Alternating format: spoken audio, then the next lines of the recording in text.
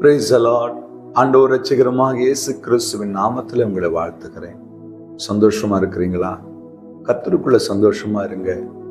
எல்லாவற்றையும் பார்த்து கொள்ளுகிற ஒரு தேவன் உங்களுக்கும் எனக்கும் உண்டு இல்லையா?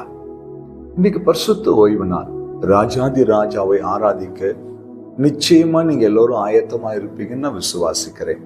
கர்த்தர் உங்களுக்கு கொடுத்த சபைக்கு நீங்கள் சரியான நேரத்துக்கு போங்க.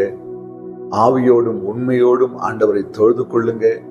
நிச்சயமா இன்றைக்கு உங்களுடைய மெய்ப்பனை கொண்டு கர்த்தர் அவருடைய வார்த்தைகளை உங்களுக்கு கொடுப்பார். இன்றைக்கு பரிசுத்த வேதாகமத்தில் ஒரு வசனத்தை நாம் வாசிக்க போகிறோம், ஜெபிக்க போகிறோம். நாங்கள் பரம்பரையாய் கிறிஸ்தவர்களாய் இருக்கிறோம். என் தாத்தா, என் முன்னோர்கள் எல்லாரும் கிறிஸ்தவர்கள் தான். எங்கள் வீடுகளில் ஜெபம் இருக்கிறது, வேத வாசிப்பு இருக்கிறது, நல்லது. நாங்கள் வாரம் தவறாமல் ஆலயத்துக்கு போய் கர்த்தரை ஆராதிக்கிறோம், மிகவும் நல்லது. ஆனால் இது எல்லாவற்றையும் காட்டிலும் ஆண்டவர் நம்மிடத்துல எதிர்பார்க்கிற ஒரு காரியம், அதைத்தான் இன்றைக்கு நாம் தெரிந்து கொள்ள போகிறோம். என்னாகமம் 25ஆம் அதிகாரம் 11ஆம் வசனத்தை வாசிக்க. ஆசாரியனாகிய ஆரோனின் குமாரனான எலியாசாரின் மகன் பினெகாஸ் என் நிமித்தம் அவர்கள் நடுவில் பக்தி வைராக்கியம் காண்பதினால் இஸ்ரவேல் புத்திரர் மேல் உண்டான என் உக்கிரத்தை திருப்பினான். என் ஆசாரியனாகிய அந்த பினெகாஸ் கர்த்தருக்காக பக்தி வைராக்கியத்தை காண்பித்தான். தேவ பிள்ளைகளே, நாங்கள் கிறிஸ்தவர்கள் என்று சொல்வதிலேயோ, நாங்கள் ஆவிக்குரியவர்கள் என்று சொல்வதிலேயோ, நாங்கள் அபிஷேகம் பெற்றோர் என்று சொல்வதிலேயோ காணப்படுகிற மேன்மையை காட்டிலும் நாங்கள் கர்த்தருக்காக பக்தி வைராக்கியம் நிறைந்தவர்கள். இன்றைக்கு உலகத்துல எதற்காகமெல்லாம் வைராக்கியம் பாராட்டுகிறோம். நான் அவர்கள் முகத்தை பார்க்க மாட்டேன், நான் அவர்கள்ட்ட பேச மாட்டேன், அவங்களுக்கு எங்களுக்கும் ஒத்து வராது. இந்த பாஸ்டர் அந்த பாஸ்டரோட பேச மாட்டார், இந்த விசுவாசி அந்த விசுவாசியோட பேச மாட்டாங்க.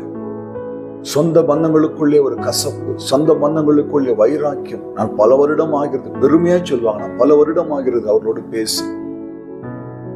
தேவ பிள்ளைகளே, உலகத்தின் காரியங்களுக்காய் நீங்கள் காட்டுகிற வைராக்கியம் நம் வாழ்க்கையை அழித்து தேவனை விட்டு நம்ம மிக தூரமாய் கொண்டு போய்விடும். இங்க பினெகாஸ் என்ன செய்கிறார் தெரியுமா? கர்த்தருக்காக பக்தி வைராக்கியத்தை காண்பித்தார். சங்கீதம் 69 வாசிக்கிறோம், உடைய வீட்டை குறித்தான பக்தி வைராக்கியம் என்னை பட்சிக்கிறது என்று தாவீது எழுதி பார்க்கிறோம். நீங்களும் நானும் ஆண்டவருக்கென்று பக்தி வைராக்கியம் நிறைந்தவர்களாய், சூழ்நிலை எதிராய் வந்தாலும், மனிதர்கள் எதிராய் வந்தாலும், எல்லாவற்றையும் இழந்து போனாலும், தோற்று போனாலும், உடைந்து போனாலும், நஷ்டம் வந்தாலும், எல்லா சூழ்நிலையிலும் ஆண்டவருக்காய் வைராக்கியமாய் நிற்கிற ஒரு மனிதனை ஆண்டவர் எவ்வளவு நேசிக்கிறார். அந்த பக்தி வைராக்கியம் கர்த்தருடைய கோபத்தை, உக்கிரத்தை கூட மாற்றி அவரை சமாதானம் உள்ள ஒரு தேவனாய் நமக்கு மாற்றி தருகிறது. தேவனுடைய கோபத்தையே திருப்புகிறது நமக்குள்ளே காணப்படுகிற பக்தி வைராக்கியம். பினெகாசுக்குள்ளே அந்த அருவருப்பை பார்த்தவுடன் பக்தி வைராக்கியம், பரிசுத்தமுள்ள தேவனை ஆராதிக்கிற எங்களுக்கு நடுவில் இப்படிப்பட்டதான ஒரு அருவருப்பா என்று சொல்லி அந்த வைராக்கியம் அவனுக்குள்ளே வந்த பொழுது ஆண்டவர் அந்த வைராக்கியத்தை பார்த்தார், அவனை ஆசீர்வதித்தார், சந்ததியை உயர்த்தினார்.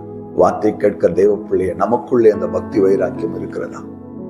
ஒரு சின்ன காரியத்துக்கெல்லாம் நம்ம வைராக்கியம் பாராட்டுகிறோம், ஆனால் உண்டாக்கின தேவனுக்கு முன்பாக அந்த பக்தியிலே வைராக்கியமாய் சூழ்நிலைகள் எப்படி இருந்தாலும் என் சபையை விட்டு, என் ஊழியத்தை விட்டு, எனக்கு கர்த்தர் கொடுத்த தரிசனத்தை ஒருபோதும் விலக மாட்டேன் என்று ஒரு வைராக்கியம் எடுத்துக்கொண்டு நில்லுங்கள்.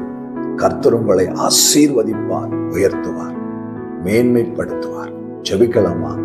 அன்பும் இரக்கமுள்ள ஆண்டவரே, பினெகாசை போல, சங்கீதக்காரன் தாவீதை போல எங்களுக்குள்ள இந்த பக்தி வைராக்கியத்தை நீர் ஊற்றுவீராக. எந்த சூழ்நிலும் பின்னிட்டு போகாதபடி உமக்காய் மரணமானாலும் ஜீவனானாலும் உம்மேல் வைத்திருக்கிற இந்த விசுவாசத்திலே நாங்கள் வைராக்கியம் உள்ளவர்களாய் நிற்க உதவி செய்யும். காத்துக்கொள்ளும் இயேசு கிறிஸ்துவின் நாமத்தில் பிதாவே, ஆமென். ஹல்லேலூயா. God bless you.